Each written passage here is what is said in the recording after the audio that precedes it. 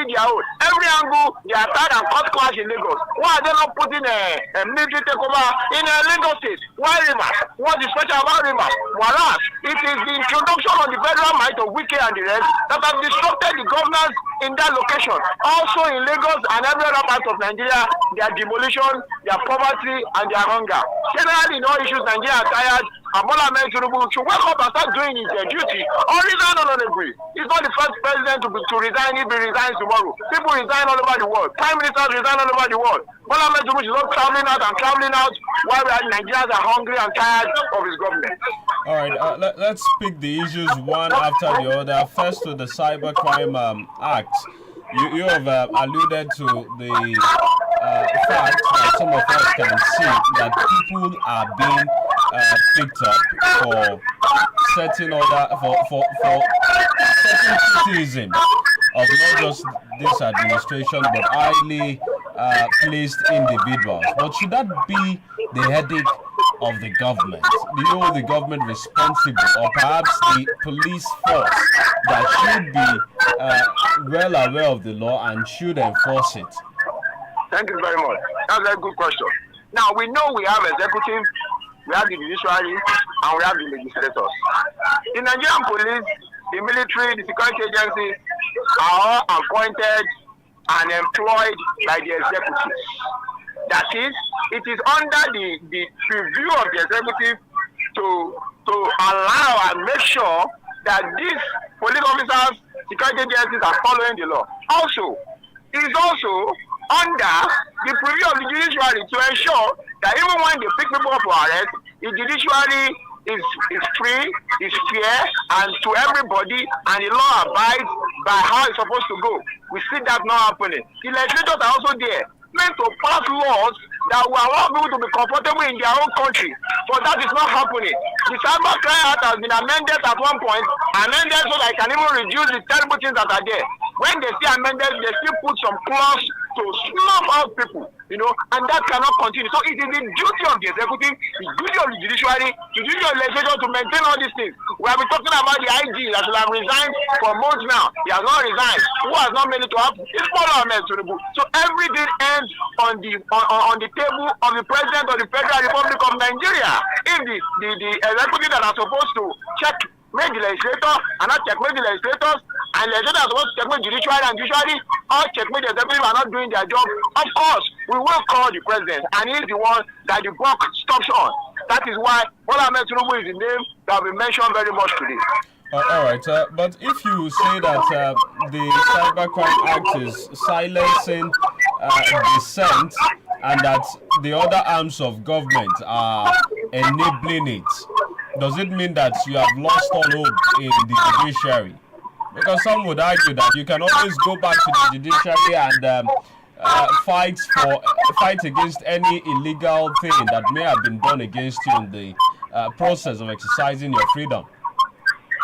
It is sad, but we have to say that the judicial system that is currently being operated in this country, according to statistics, is one of the most corrupt in the world, and you can check this out.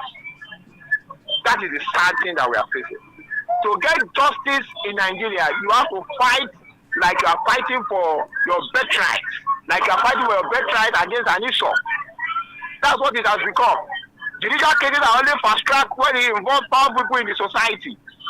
That's what it has become. I throw it out to people that somebody say it was cost online. I asked a normal Nigeria like me and you to walk up to any police station and say they cost me online. Let's see if the police will move to make arrest.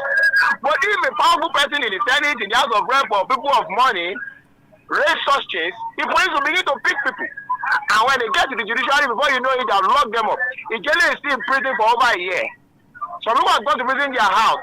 Seeking, the young man on Twitter and TikTok, was in prison for days. Many of them like that. So if we say that we have lost all the hope in the judiciary, we say yes.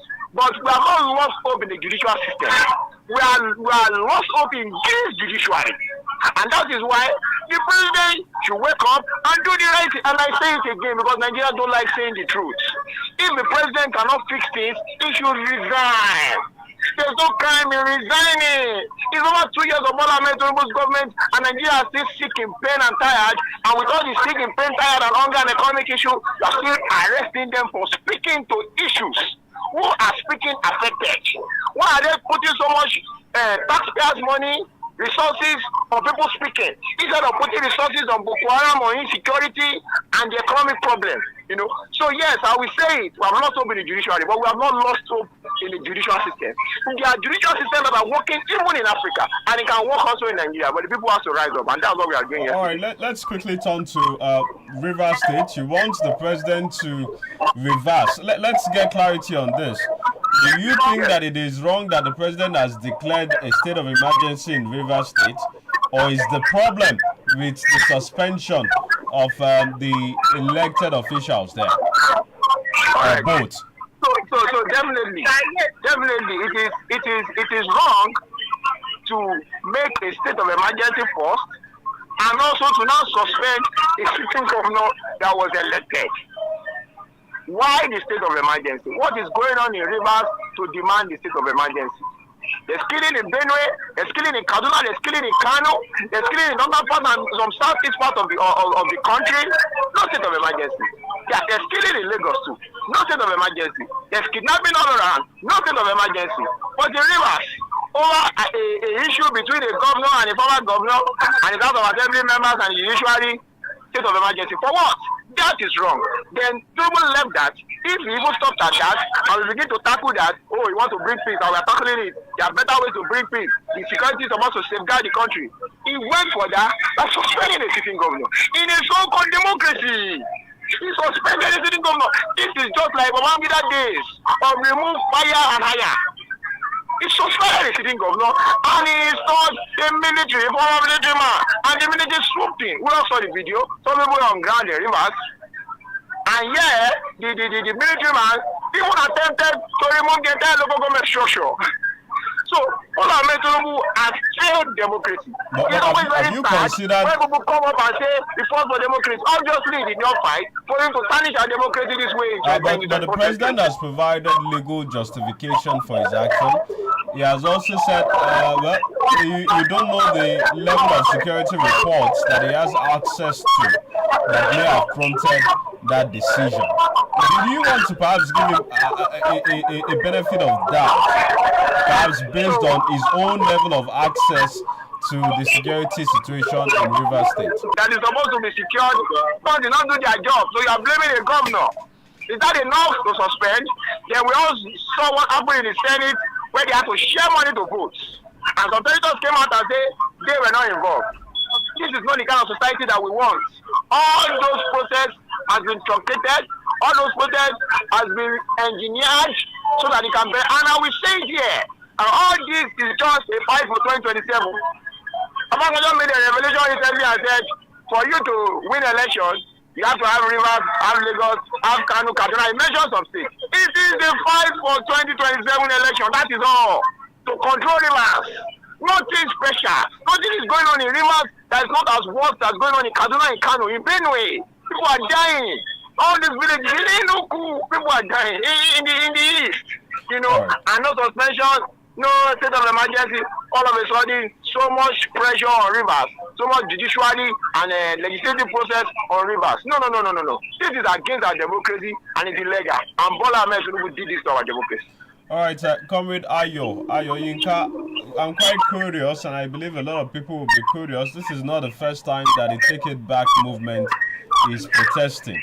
But first, the police issued a series of statements against this protest nationwide. What has been the level of cooperation between you, the protesters there, and the police this morning? Well, we are not visitors to the police in terms of we know them and they know us. And there's no protest we have done from time memorial for over 5-6 years now. That the police will not issue their normal statements, whether through threats or whatever, phone calls. If I'm not, they didn't do all the statements. They kept on calling some of our people, and we kept on telling them the protest is going to go on. No excuse and no turning back. But yes, since the protest started, they came out militarized everywhere, like we are planning to bomb anywhere. But obviously, that doesn't deter us. The people are moving and we are marching. So far, there's cooperation, and we expect that to continue. We are peaceful people. We don't come to destroy society. We don't have enough infrastructure for us to come and destroy whatever we have. We want to change and repair society. And the street belongs to the people. The people can never abandon the street. So far things is going well. The people just move from Ireland towards the Kenya now and see how it goes. There are those who would say that Take It Back movement is now synonymous with protests. Are you exploring any other move or any alternative to getting the government to hearken to your demands or requests without having to protest? Well, if people are saying the government is synonymous to protest, I'm sad for that statement because I want it to be said that Nigerians are synonymous to protest. Donald Trump has not spent 4 months in government. They are shutting down the cities on the demands of the people. That is when you will know that democracy is still alive and breathing. Not in a country like Nigeria when they have killed democracy and we are just in an autocracy presently now. But specifically, what of us? We throw out a lot of ideas everywhere for the government to pick up and use. But we know they cannot do it. What you don't have, you cannot give. We do press conferences regularly. We do truth of statement regularly. What you will not see us doing. So lobbying is supposed to be a democratic process. It's happened in the US. But in this country, it's not democratic because when you lobby them and you have good intention, they run away from you. If at all they don't come to you, they bribe you to shut up. A lot of people are doing it. So the process that has been effective in this country for over the years is civil protest, civil shutdown, and that's how they respond to issues on the streets, online, everywhere, on the media. That is how, if Nigerians come out and say enough is enough, they will get solution. People have been dying in Benue, in Enugu, in Imo. The government has been quiet and silent until they took to the street. So we are not going to stop, even when things are good and we have a working nation. The Teduwa movement will continue to be on the street. The street belongs to the people. If we cannot march peacefully, then we do not have a country, and we must get it. What are your thoughts on other Nigerians who have not joined the protest this morning? Because I asked my reporter earlier, and she said that compared to last year, some of the protests that took place last year, this one pales in number. Oh yes. So protest is always very strategic and it's always very purposeful. Today is Monday, and obviously a lot of people rush out to go and hustle on a Monday. But we are always strategic with days that we protest. The police claim that they have a national holiday. We feel today is the first day. In fact, this protest should have happened for months. We wanted the fasting to end and all that so that we have it. So while we do here, one number is important, one Nigerians to be out. Issues are more important, and as long as we are on the street speaking to the issues, we are fine. But some people also will keep on joining as the protests continue all over the state. Like it's not just Lagos. It's as many states as possible. In Adamawa, we are protesting. In Oyo, we are protesting. Ogun State, we are protesting on all these issues. So it's a nationwide protest, and even you will see some outside country are also doing it. And we tell people, if you don't even have the strength or the time to protest, do something online. If you cannot do something online, join working political party. As I speak to you, I'm a chairman of a political party in Lagos. So I'm not just protesting. I'm also playing politics to get this done. We cannot sit down and think things will be made right by just a flash or by those people that don't care about us. It is we Nigerians that will change Nigeria. And if Nigerians don't rise up, the prayer will continue, but we don't want it to continue, and we'll never stop. Just before I let you go, one final question. You are the chairman of the AAC in Lagos. I want to know, will your party be taking part in the local government elections? That's one. And then just to wrap it up, what are your... I believe you may have had some engagements with LASIEC. What are your thoughts on their operations so far and perhaps preparation towards the elections, even though they are yet to release the time? We have had numerous meetings with them, and we still had one about 2 weeks ago or last week. And my thoughts are simple. Before even the meetings, we have been speaking on the issue of the local government autonomy very loud and clear, that they must be obeyed. And we realize that the presidency just allowed, or let me say, did what we call lip service to making sure that that court judgment by Supreme Court is implemented across states, especially Lagos. And you see him in December when he came to Lagos, and the governor came around and he said, oh, he's not planning to get the local government for them. That is not the issue, you know. And they have been trying to push for the continuation of the illegal and unconstitutional LCDAs, which is not known to law and not known to any of our constitution, was made and pushed into the Lagos State House of Assembly law, an illegal bill that is not upholding the Constitution of the Federal Republic of Nigeria. And that we have been pushing. Suddenly, when we have meeting with LISEC, when they have been running away from us for a week, they suddenly told us that the bill has been passed into law, that will continue with the former 2018 amended law that will do the LCD. And Lagosians, some political parties that I know about ourselves, are not in support of that. And we are standing against that. And we are telling them they shouldn't go there. They shouldn't do that. The local government elections should be the one that should be done in 20 local governments and their councillors, not chairman in any LCDA, you know. But if they decide to be stubborn, if they decide to go against the constitution, we will take it up for them. And the first thing that we are doing is that we are not going to get involved in that LCDA election, only the local government election. If we want to do things right, we must stop getting involved in illegal issues, you know, and that is what we are doing in Lagos. So that is our stand. Right. That's our stand concerning that. Thank you very much, Comrade Ayo Yinkaoni. Thank you for having me. It's a pleasure having this conversation with you. We will continue to engage in the coming days. All right, sir. Yes, thank you. All right, okay, Mark, thank you for your time. I believe you would supply us with other updates later today. Thank you. Yeah, thank you. Thank you. Okay, that's been the interaction with Oge Mark first. That's our own correspondent. I must give her kudos. Oge Mark and Olushola Morris, both of them are at the grounds there covering the protest. So you can go to Facebook or any of our other social media pages at Adami Mogo 931 FM, where we are streaming live and we're also sharing pictures and other details from the protest. And don't forget that the protest is against the state of emergency in Rivers State. It is also against the Cybercrime Act, which, according to Comrade Yinkaoni and several other protesters, they are not happy that people who express their minds and are being critical of this administration or other individuals are being arrested or dissent is being silenced generally. And they are also not happy about the demolitions going on in some parts of Lagos. They consider it illegal.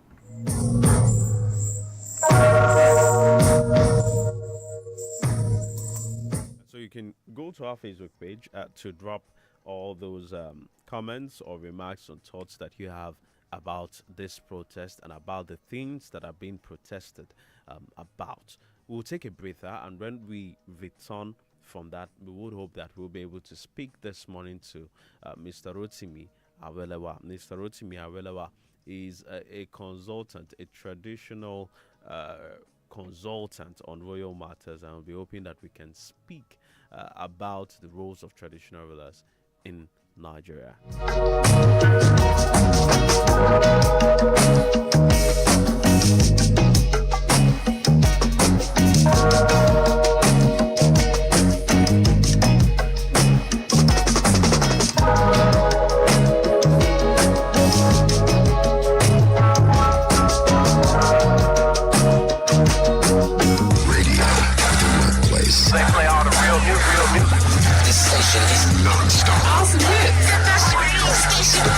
Speak for themselves. Revolution in music.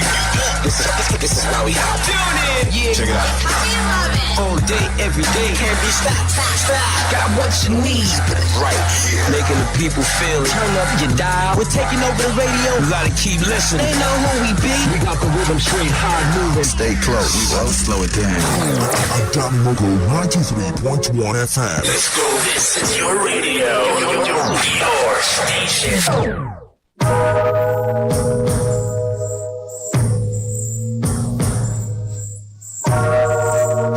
We spoke to Comrade Ayo Yinkaoni about the protest taking place in Lagos State, Abuja, and other parts of the country. Traditional rulers for even more responsibilities and perhaps more power so that they can perform their roles effectively. I have joining me this morning Prince Rotimi Awelewa. He is a royal consultant, and by royal consultant, you would understand that he is well versed in matters like this and has lots of relations with a lot of traditional institutions in our dear country. Good morning, Prince Awelewa. Good to have you join us. Good morning, my producer, my presenter, and Adam Imogo, and viewers and listeners across the world.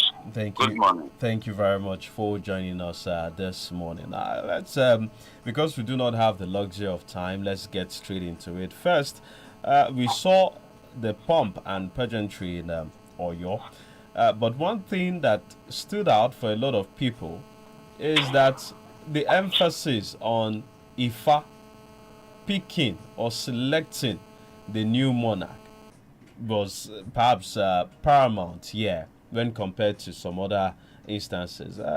Would you say that of Oyo is a special case, or is it something that is still highly relevant in the choice of selecting kings in the Southwest? Thank you very much. For Southwest, the traditions has always been our traditional Ifa oracle consultation when it comes to selections of obas. There are monarchs and there are monarchs. In the case of Oyo, it has to go through a lot of Ifa consultations. There are so many of the other obas in Southwest that their selections are purely on merit from Ifa. Not minding the afobajes, the pre-selections from families. Okay, present your candidate, present your choices. After all of that is when the IFA consultation now comes in. Thank you. Oh, okay. Right. Closely with a lot of kings in the Southwest. And I'd like you to share with us the bit of experiences. What do they even do? What is the relevance that they possess in this day and age? The relevance of most of these monarchs is very paramount to the stability of each community, each town, each local government, each state that they occupy. I must say this to you, the closest governance to every citizen in Southwest is the Oba. They are more controlling even than the chairman, even than in terms of cultural promotion, traditional promotions, administratively, looking for business interests, asking a lot and solving a lot of problems that concerns their community.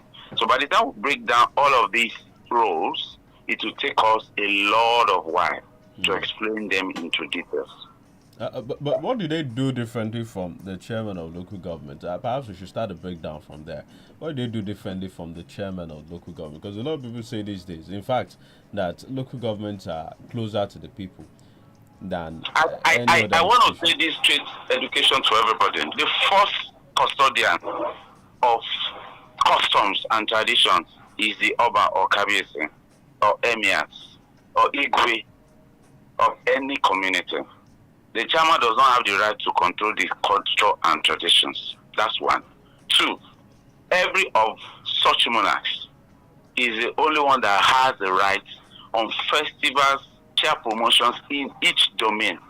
The Oba has more because it's the Oba that selects the Iyalojas. Okay. And when you know Iyalojas, that is commerce. They report to Kabiyesi. The local government chairman will do their levies, the taxes, and other things. But when it comes to management of such markets, he bows down on the Kabiyesi. Apart from that, when you talk of the chiefs are from each different quarters.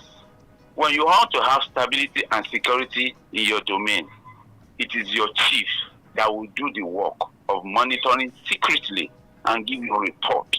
That's why you have chiefs that headquarters in so many of those monarchic or kingdoms that they are saying, oh, that area is stable, that area does not have problem. it is because the monarch is very effective. If I continue like that, I will go on. I like the fact that you mentioned security, having chiefs in place to help monitor, gather intelligence. But in the past few weeks, months, we've seen a lot of attacks in southwest Nigeria, Ondo, some parts of Oyo, even parts of Ekiti. And that has raised the question amongst a lot of people too, that is it that the monarchs are powerless, or is it that they are no longer performing that function of gathering intelligence within their particular areas? What is the major hindrance to them fulfilling this responsibility? I want to say this clearly to everybody. The kind of crimes that happens these days has been high-tech in terms of sophistications. Most of the crimes are committed on intelligence report gathering by those that want to perpetrate the crime. And it may be because they want to spite somebody, or they have an information that is doing this and that, and that's why you have such occurrences happening in some places. There are some domains that I know quite very well that their place has been peaceful. You will have pockets of such in the country, but when you compare it to the generality, it will not be as that big. Don't forget, it is the negative news that flies around the country rather than the positive. The American will promote themselves positively than the negative. So when you have issues like this coming up in the news, people want to listen to the negative. Rather, there are some other positive things that those monarchs have done, but does not need publicity. Okay. All right. So now let's go straight into these people. You've highlighted some of the roles that they do, and that's quite interesting because we see them perform some of these roles, and we really do not even give them some of the credits. But lately, we've seen calls, even during the constitutional amendments, that traditional rulers should have constitutional roles. Is that important in this day and age? If you go back to the history of creations of regions, the first Western region premier was Obadisoji Aderemi. Yes, the Oni of Ife. He's a king, the Oni of Ife. He's a king, yet he has a constitutional role to play. The region that was covering is as extended to Edo and Delta State as at then. When you have Obas doing constitutional roles, it makes the governance much, much, much closer and easier. Don't forget, the Obas don't come to the throne by Bible, by Quran. They come to the throne by Ifa, by deities. If they do anything negative, those deities will fight back. They swore to protection of their community. So when you give them constitutional roles, you should expect more allegiance to that community and to that governance or to that country that their constitutional roles has been given. Recently, some selected Obas were in the National Assembly and they met the Senate chairman on Royal Father Matter, Senator, one of the senators from Benue State, or from Jos, yes, Lalong. Senator Lalong he was one that received them, and they submitted their papers and why the monarchs, the Igwes, the emirs, should be given constitutional role. That's why we're having problems in the country. In Britain, it is the monarch that rules. The prime minister is there doing the administrative and everything. When it comes to maintaining the integrity of that country, it is the monarch that rules in Britain. So why are we leaving out all of this? Before the colonial rules, it is the kings that runs the community. It is them that dictate how things are done. The commerce, the administration, the security, the expanse of farms given to people, even to the extent of settling issues. And that's why you have matters don't go to courts when they are with the constitutional monarchs. A lot of those matters are resolved within the quarters where the chiefs are here. Anyone that is huge comes to the king. Anyone that is higher than the king goes to the courts. Those are why and reason why we must give the monarchs some constitutional rules. Great. Well, for those who tuned in a bit late, I'm speaking with Prince Rotimi Awelewa. He is a royal consultant. We're talking about monarchs in southwest Nigeria and if they should be given constitutional responsibilities or not. Based on what we have now, don't forget that there is a constitutional amendment process that is should be allowed to do based on the provisions of the constitution and other things that are being proposed. But we've been on this debate back place with Senator Lalong. Do you think that that would see the light of day? I know as the Oreo for Trinity, Obadekuli Ayoadeagbo, who is from the southwest with the Alara of Ekpe. The feedback is positive. Such things don't come out in the open. They are still in the making. By the time the sittings and the presentation is done finally to the National Assembly. Great. Now let's go back to Oyo. On Saturday, we saw the Oni of Ife at the event, the coronation ceremony, bigger monarch. Well, there was no such debate outrightly on Saturday because we saw the Oni at the coronation of the Alafi. But how do you think, judging from the body language of these two monarchs, they are both young people, relatively young people, do you think that they would work together? Or do you suspect that there may be a clash of egos at some point again that would be almost similar to what we had with the former Oni of Ife and also the former Alafi of Oyo? Thank you. Prior to this, the former Alafi of Oyo, Adeyemi, has made it clear at the 5th coronation anniversary of Oni of Ife at the Premier Hotel that the current Oni of Ife is writing a new story.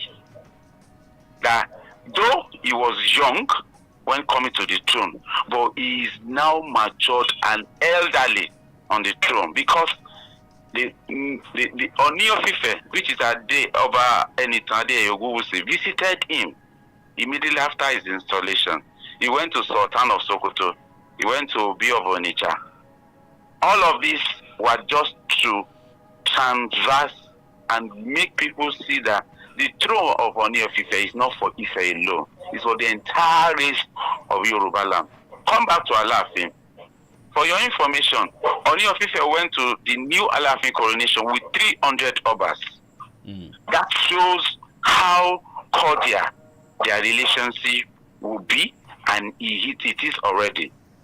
The two of them are younger. This has happened just now. Don't forget, Alafin is a son to Odudua. Oni of Ife is Arole Odudua. They are both from same father. All right. Distorted history might make some things right, positive, but with the way things are going now, history is going to be rewritten. Thank you. Great. And of what benefit is that going to be to the people of the Southwest? Definitely. When you have cordial relationship with two giants, it will come down to the other Obas. 300 Obas, there are factors that will follow suit. We also saw the Olu of Wari there. I know that you are a bit of an historian. Is there a connection there? Yes. The Olu of Wari, for your information, got a lot of backing from the Yoruba race from Ife prior to his installation. There were some skeptics that he has a mother from Yoruba land and he should not be given the crown. But when the Oni of Ife stepped into the matter, he made them realize that people of Delta and Edo are part of Yoruba descendants. And that was giving him the right to be on the throne. So when you have Olugbeminiyi in Oyo, is an extension of brotherhood as one race, one family, and one Yoruba that Oni of Ife is promoting all over the world. Really nice chat with you, but just before I let you take your leave this morning, how important is it for us to continue to preserve our culture, tradition, and history? Because now we do not even have history taught in schools anymore, even though some states are making considerable effort to bring that back. And a lot of people are forgetting about some of the things that form the integral culture of Yoruba. In fact, some people have gone ahead to say that, with a lot of the new monarchs being brought from outside of Nigeria, is that not a threat to our own culture itself? How would you address all of this? When it comes to history, when you have documentations, yes, when you have documentations, that's when you have something to hand over to younger generations and generations to come. Part of that is what Ori Ofotunkiti, Obadiah Adekunle Adeagbo is doing presently on his book that is writing the roles of traditional rulers on tradition, culture, and economy. They are supposed to be something that will be used by the generation to come. The history being taken out of schools, I think there are some measures, there are some moves now to bring it back to part of the curriculum in the schools. So very soon, students will be privileged to read about their history, to know more about their history. Thank you. Thank you very much, Prince Rotimi Awelewa, Royal Consultant. Thank you very much for being a part of the show this morning, and special regards to Ogboi. Thank you so much, my brother. Thank you very much. Good to have you. Always ready for you anytime, any day. Thank you very much, sir. Thank you. Thank you. Yes. All right. That's the bit on the follow-up this morning. Let's see. Can we take add two different conversations? One about the protests going on in Lagos State and other parts of Nigeria, and about traditional institutions in Nigeria. Hello. Good morning. Yes. Good morning. Hello. Good morning to you. Good morning. Sir, good morning. This is Mr. Raymond. Good morning. Oh, Mr. Raymond. To wipe up our culture. The people that study history in our schools have their own children with you. Some of them don't have history, and they want to come to this country and take possession of the country. That is not one down power. They will always work against history. I'm only appealing to the government of the day, who is a Yoruba man by person, who is the president of the country. We should allow history to go back. We should allow our children to have history. 193 193. Hello, good morning. Hello. Yes, good morning. Yeah, good morning. My name is Kate. All right, go on.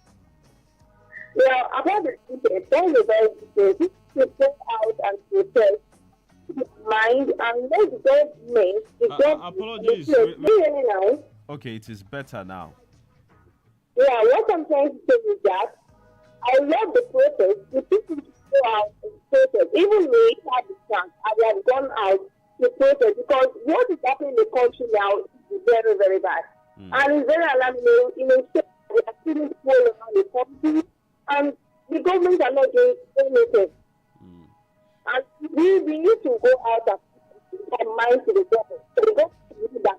We have to take a positive action. All right. Thank you. And on the history, yeah, there are not people saying people are really know about this. I think it should be brought back and to be like an important subject that all cities, let us bring the back the culture all together. And the government of Nigeria do. Amen. Thank you very much. All right, those two calls are all we're going to take this morning.